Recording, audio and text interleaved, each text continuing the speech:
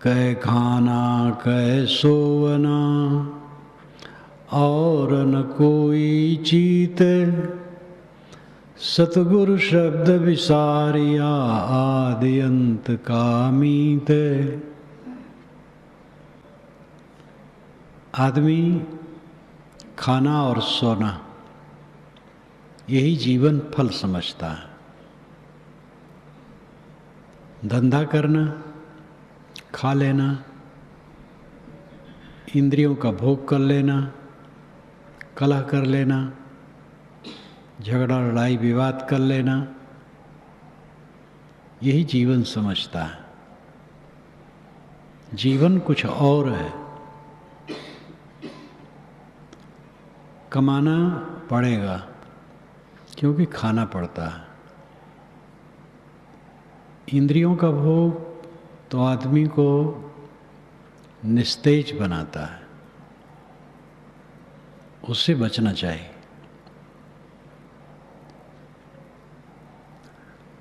लड़ाई झगड़ा करना अपनी शक्ति को छीन करना,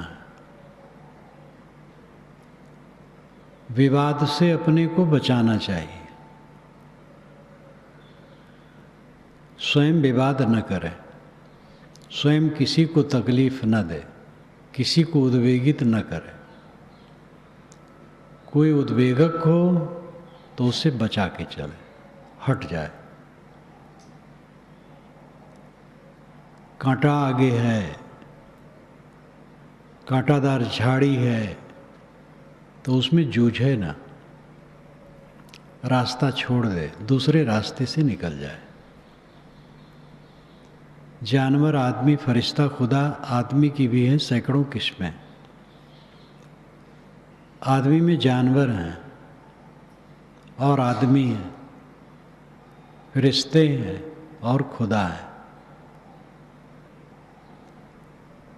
आदमी में जानवर भी है, आदमी भी है, देवता भी है, ईश्वर भी है। हम दूसरे को बदलने की क्षमता नहीं रखते हैं, अपने को बदलें। जिसको देखे उलझाने वाला है, हट के चले, उसकी बुराई में न पड़े, लड़ने में न पड़े, स्वयं अलग हो जाए, हाथ जोड़ ले। ये शांति का रास्ता है। घर में ही ऊंच नीच स्वभाव वाले होते हैं, संभाल के चले। किसी का स्वभाव गुस्सा वाला है, ऐसा कुछ न करे कि उसको गुस्सा आए। किसी के भी गुस्सा में कारण न बने। कोई कैसा है, कोई कैसा है, स्वभावों का अंतर, विचारों का अंतर, संस्कारों का अंतर, गुण कर्मों का अंतर, इसको मिटाया नहीं जा सकता है, अंतर रहेगा। उसमें जो दोष का अंश है उसको स्वयं को छीण करना पड़ेगा। स्वभावों में दोष होता है, उन दोषों को दृष्टा ही मिटा सकता है, दूसरा नहीं। दूसरा केवल राय दे सकता है। समता से, सहन से हट करके, चल करके शांति मिलेगी। लड़ करके नहीं, जूझ करके नहीं।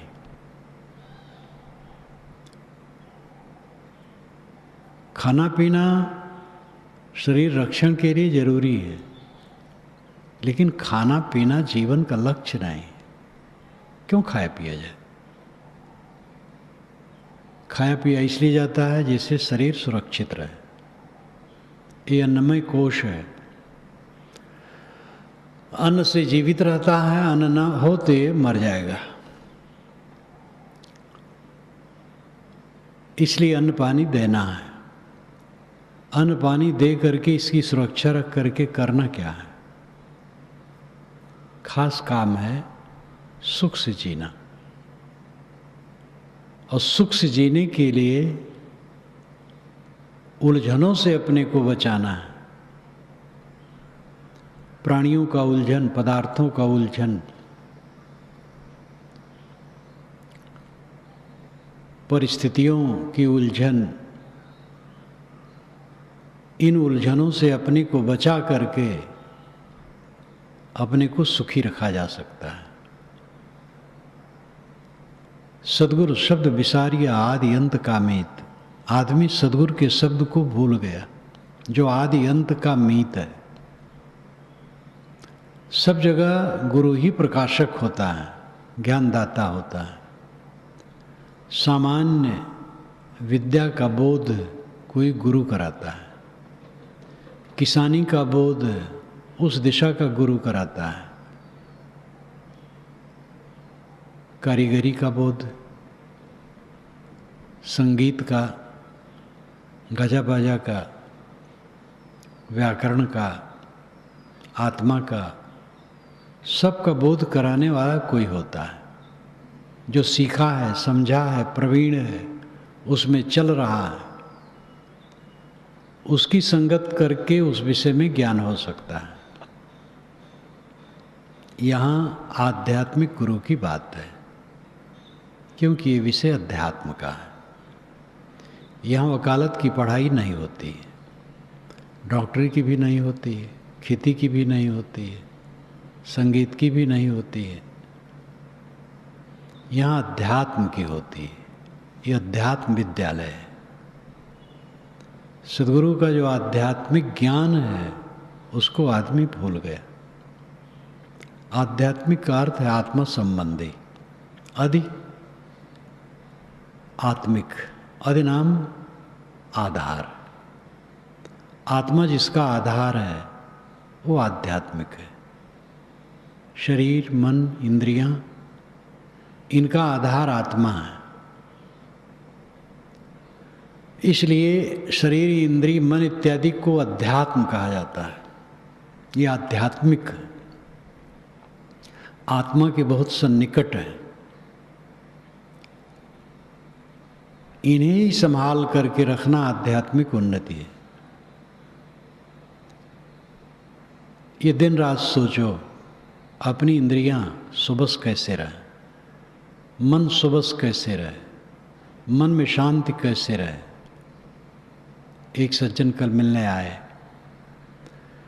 कहा महाराज प्राण और मन से संबंध है। हम कहे संबंध क्यों नहीं है, लेकिन पूछना क्या चाहते हो। प्राण को रोक करके मन ज़्यादा रुकता है। हम कहे हाँ है। श्वास प्रश्वास की क्रिया करो, धीरे से सांस चढ़ाओ, फिर स्तंभित करो, फिर धीरे से छोड़ो, मन ठहरेगा। लेकिन ये कोई खास बात नहीं है। उन्होंने कहा कि मैं प्राणायाम करके मन ठहराता हूँ तो ठहरता तो है, लेकिन पीछे वो प्रसन्नता नहीं रहती है जो आप कहते हैं कि समाधि के बाद प्रसन्नता होती है। मैंने कहा तो वो जड़ क्रिया है। प्राणायाम क्रिया जड़ क्रिया है, उसकी ज़रूरत है स्वास्थ्य के लिए। किंतु मल विक्षेप आवरणों को काट करके, विषय आसक्ति और विकार राग द्वेष काट करके जो ध्यान अभ्यास होता है वो प्रसन्नता देता है। काम वासना से किसी का चित्त विह्वल हो और तुरंत कोई कहे कि तुम्हारा लड़का कुएं में गिर गया है, काम वासना उड़ जाएगी, भय सवार हो जाएगा। क्रोध की स्थिति में काम वासना नहीं रहेगी, काम वासना की स्थिति में क्रोध नहीं रहेगा। जीव के सामने एक वृत्ति रहती है, तो किसी भी वृत्ति को प्रबलता से लाने से मन स्तंभित होता है। किंतु वो साधना कोई बहुत दूरगामी नहीं है। सुंदर विचारों द्वारा जब मन के मैल कटते हैं, बोध द्वारा जब देहाभिमान गलता है, तब विचार जो स्थिर होते हैं वे प्रसन्नता देते हैं। इसलिए चलते फिरते हर अवस्था में अपने मन को देखो, मन क्या सोचता है। मन को ठीक करो, मन को रगड़ो, मन को माजो। मनुष्य के अंदर में जब विवेक दुर्बल रहता है तो भूत की स्मृतियों और भविष्य की कल्पनाओं में डूबा रहता है। ये खास दुर्बलता है इंसान की। जो कुछ हो गया है उसको याद करते रहना, और आगे तो कुछ हुआ नहीं है उसके लिए कल्पना करते रहना। होता है जो हो जाता है वो प्रिय होता है, कुछ अप्रिय होता है, कुछ सामान्य होता है। जो सामान्य होता है उसको भी याद करते रहने से समय बर्बादी के अलावा कुछ नहीं। उसमें खटक तो नहीं होती है लेकिन समय बर्बाद होता है। और प्रिय प्रिय घटनाएं हुई रहती हैं, वह खटकते हैं। कहीं प्रिय घटना घटी है, ज़्यादा अनुकूल मिला है तो उसकी याद मोह को लेकर के खटकती है और चित्त में विश्राम नहीं लेने देती है। अप्रिय घटना घटी है, अपने द्वारा त्रुटि हुई है तो बार चित्त दुखता है, ऐसा मैंने क्यों कर डाला। दूसरे ने अगर हमारे प्रति किया है तो उससे बदला लेने की भावना होती है, उस पर क्रोध आता है और ये दिमाग में नाचता है। ये सब विवेक की दुर्बलता का फल है। विवेक बलवान होता है तो सामान्य घटनाएं जो घटती हैं उसको भी याद नहीं किया जाता है, और प्रिय जो घटनाएं घटती हैं उसमें भी कोई आकर्षण नहीं है। कोई हमसे प्रिय व्यवहार कर सकता है, हम मोह न करें तो हमारे बल पर है। उसका मन है प्रिय व्यवहार करता है, मन बदल जाएगा, प्रिय व्यवहार नहीं भी करेगा। प्रिय व्यवहार करता है उसकी समझदारी है, कोई अप्रिय व्यवहार किया उसकी समझ है। हम उसको लेकर के क्षुब्ध ना हो, उससे बदला लेने की चेष्टा न रखें। जैसे उसकी समझ है वैसा किया। हमें ठीक रहना चाहिए, अपने को बचाना चाहिए। कुसंग से बचावे ये ठीक है, लेकिन किसी से बदला लेने की चेष्टा न रखे। चित्त रागत द्वेष से जब निवृत्त होता है तो निर्मल होता है। ऐसा निर्मल मन एकाग्रता जल्दी प्राप्त करता है, और इस एकाग्रता के बाद प्रसन्नता रहती है। प्राणायाम क्रिया द्वारा जो एकाग्रता होगी उसमें भी थोड़ी प्रसन्नता रहेगी, क्योंकि एकाग्रता के समय तो प्रसन्नता रहेगी। परंतु जब उठेंगे तो प्राणायाम क्रिया तो जड़ क्रिया है, वो खत्म हो गई। मन में राग द्वेष है, मोह ममता है, आसक्ति है, तो वो विकार चैन से रहने नहीं देंगे। चैन से रहने के लिए मन की पूरी निर्मलता चाहिए, और मन की पूरी निर्मलता के लिए सब समय जागरूक रहना चाहिए। उठते बैठते चलते फिरते सब समय मन को देखे कि मन क्या करता है, और मन को संभाले। जो अपने मन को संभाल लिया वो जीवन को संभाल लिया। तो सद्गुरु का शब्द आध्यात्मिक उन्नति के लिए, अपने को संभालने के लिए, उसको भूल गए। केवल कमाते हैं, खाते हैं, इंद्रियों के उद्वेग में पड़े रहते हैं, कलह में पड़े रहते हैं, विवाद में पड़े रहते हैं। आछे दिन पाछे गए, गुरसू किया न हेत, अब पछतावा क्या करे, चिड़िया चुग गई खेत। अच्छे दिन पीछे खिसक गए, जवानी चली गई, बुढ़ापा आ गया, और गुरु से प्रेम नहीं किया। जो रास्ता दिखाने वाले हैं वहां श्रद्धा नहीं की। अब पछतावा क्या कहे, चिड़िया चुग गई खेत। चिड़िया खेत की फसल को चुन लिया, अब पीछे पछताने से क्या होगा। पहले जगना चाहिए। आधा परधा उबरे चेत सके तो चेत, साहबी भी कहे। जो बीत गया सो बीत गया, आधा पर्दा उभरे। जो कुछ जीवन का अवसर है उसको लगा दे ठीक से। अगर पूर्ण रूप से अपने को हम नियोजित कर लें साधना में, बहुत जल्दी सफलता होगी। आदमी तो कपटी है, छली है, अहंकारी है, विकारी है। अपने मन इंद्रियों के कुचालों के पोषण में बहुत समझदार बनता है, बहुत चतुर बनता है, और वही उसको खाता है। निर्मल चित्त से शिशु बन करके लग जाए, बहुत जल्दी साधना में सफलता होगी। जिन लोगों ने अपना कल्याण किया है वे भी इसी ही जमाने में रहे।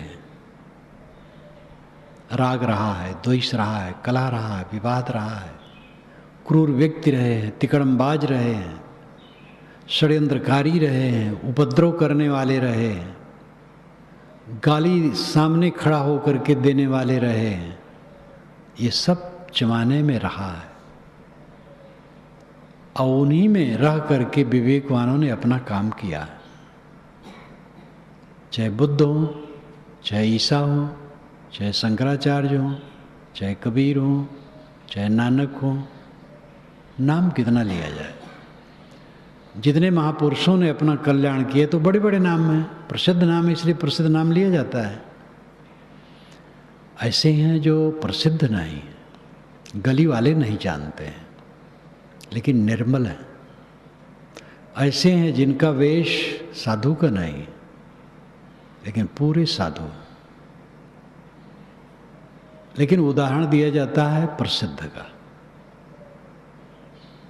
इसे प्रसिद्ध का नाम लेने से ये ध्यान न होना चाहिए कि बड़ों का ही नाम लिया जाता है। छोटों को जानते ही नहीं तो क्या नाम लेंगे, और किसी को हम जानते हो किसी से कहा वो क्या जानेगा। बड़ों का नाम इसीलिए लिया जाता है। इन सब के ज़माने में सारी परिस्थितियां रहीं और उन्होंने उसको जीत करके अपना काम किया। तथागत बुद्ध बैठे थे, बिड्डप जा रहा था सेना लेकर। भगवान आप ऐसे पेड़ के नीचे बैठे हैं जहाँ छाया नहीं है। उन्होंने कहा हाँ, परिवार वालों का पेड़ छाया रहित भी छाया है। सामयिक बात उन्होंने कही थी। बिड्डप शाक्य वंशियों की सामूहिक हत्या करने के लिए जा रहा था, चिढ़ गया था वो, तो सहम गया और लौट गया। जहाँ तक लिखा है उसके अनुसार मैं कहता हूँ। महात्मा बुद्ध को कुछ भनक हो गई थी, लेकिन महात्मा बुद्ध तो महात्मा थे, विचरने वाले, वो कहीं थे। और बिड्डप गया सेना लेकर, शाक्य वंशियों का वध किया, जो बुद्ध के वंश के लोग थे। जो कहे मैं शाक्य वंशी नहीं, उनको छोड़ा। लौटा, अचिरवती नदी के किनारे पड़ाव पड़ा। रात में इतनी जोर से बाढ़ आई कि सेना बह गई और बड़ी दुर्गति हुई। प्रसेनजित राजा बुद्ध के दर्शन के लिए श्रावस्ती में पहुंचा था। उसके साथ छोटी सी टुकड़ी थी सेना की। बुद्ध के पास बैठा था। जब वो उठा तो देखा सेना नहीं, कोई नहीं। उसको आश्चर्य हुआ, शंका हो गई। तुरंत उसको भनक पड़ा। विड्डप ने, उसके पुत्र ने, सेनापति को मिला करके गद्दी हथिया लिया था। और प्रसेनजित तुरंत भागे, काशी होते हुए मगध गए, अजात शत्रु की शरण। लेकिन रात हो गई थी, फाटक बंद हो गया था नगर का। तो एक मुसाफिर खाने में पड़ा था, वही रात आ गई रात भर, और रात में ही शरीर छूट गया। जब अजातशत्रु सुना, देखा, आया तो राजशाही ढंग से उनका दाह कर्म करवाया। ये संसार है। बुद्ध के भरी सभा में उनको खड़ा होकर के गाली देने वाला था। एक स्त्री को तो भेजा गया था कि उनको बदनाम करो, लेकिन वो नकली ठहरी, गर्भ बनाई थी कपड़ा बांधकर, और हाँफ करके कहने लगी, तुमने हमें गर्भवती किया है, साधु बन करके लेक्चर देता है। बनावटी था, कपड़ा खिसक गया, पेट नदारद, गर्भ का पेट। ये सब बातें लिखी मिलती हैं। कबीर साहब के सामने 52 कसौटियों का जो वर्णन है, भले अतिशयोक्ति है, लेकिन उसमें विघ्न बाधाओं की स्थिति है। बड़े बड़े लोगों के सामने तो बड़ी बड़ी घटनाएं आती हैं। मैंने अपने जीवन में श्री विशाल साहब को लंबे समय तक देखा, जो उनके सामने आया, लेकिन उनको देखा निर्विकार, सब समय निर्विकार। हम और आप घबराएं ना। जीवन में ऊंच नीच स्थितियां आती हैं, सभी स्थितियों में सम रहना। धूल भरा संसार, हल्ला गुल्ला का संसार, राग द्वेष का संस्कार, उठते गिरते का संसार, रोग व्याधि से ग्रसित संसार, अपना शरीर, इन्हीं सब के बीच में रह करके अपना उद्धार करना है।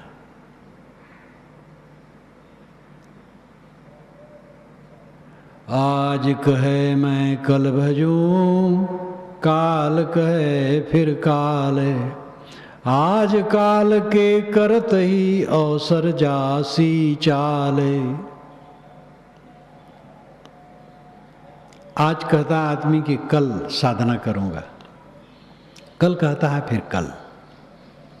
आज कल करते करते अवसर समाप्त हो जाता है, कल कभी नहीं आता है। इसलिए आज ही करना चाहिए। काल करे सो आज करे, सबही साज तो साथ।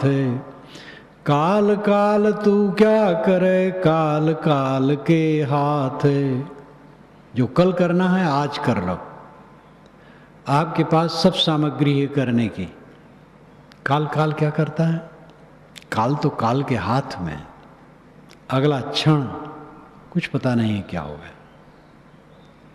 वर्तमान में अपने को जगा लो।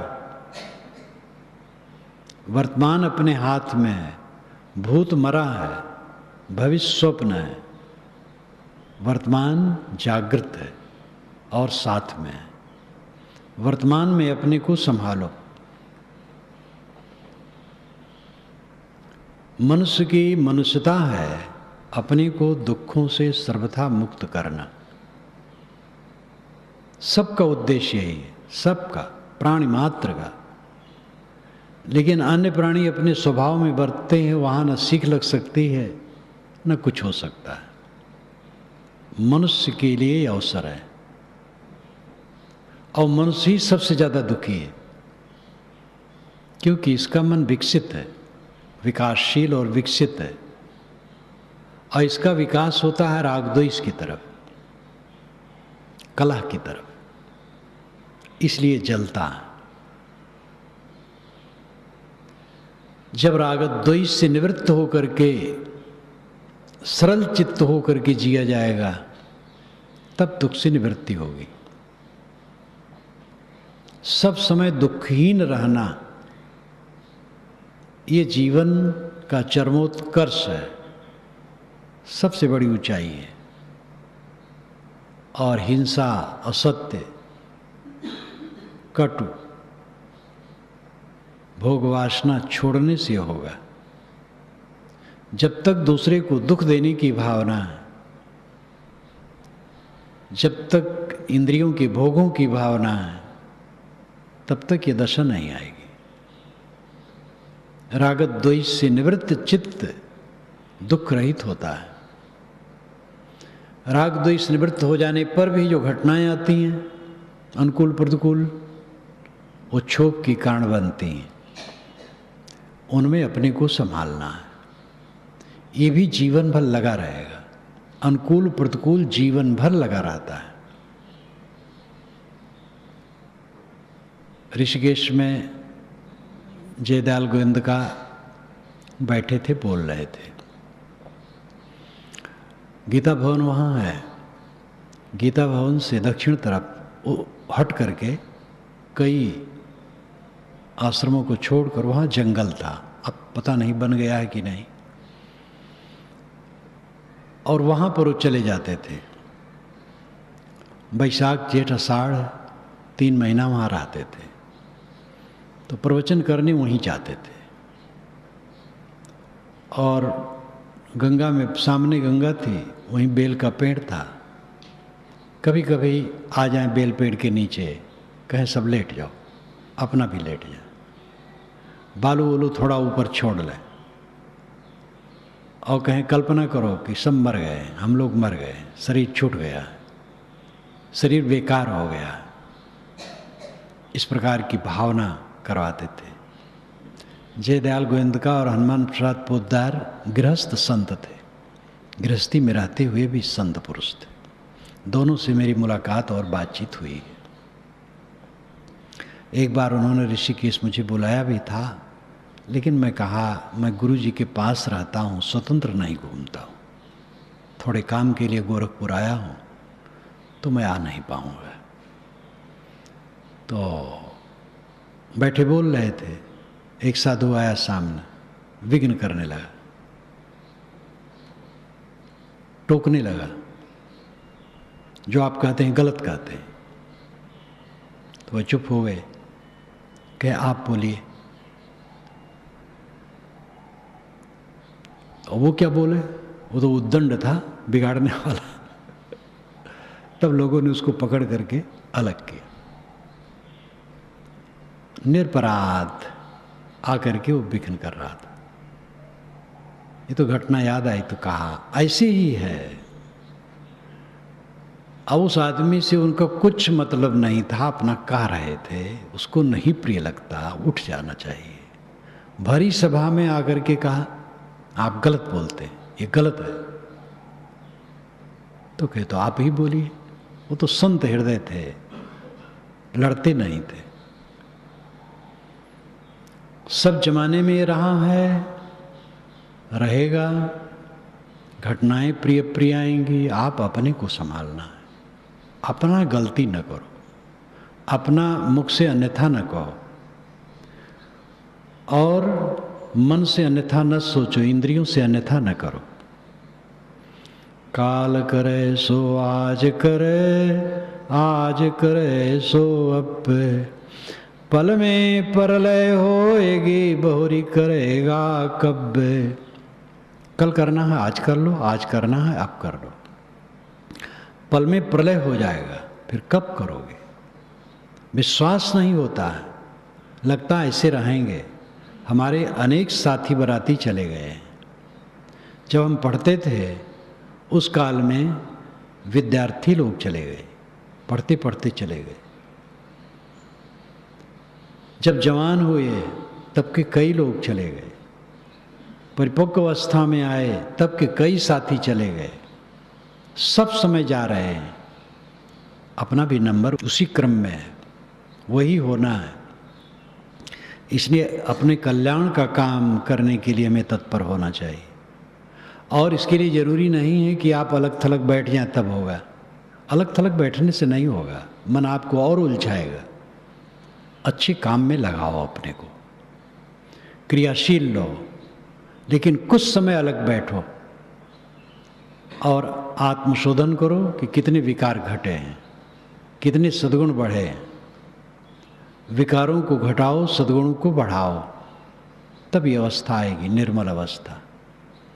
और चित्त की निर्मलता सबसे बड़ी उपलब्धि है। निर्मल चित्त में ही स्थिर सुख है। स्थिर शांति।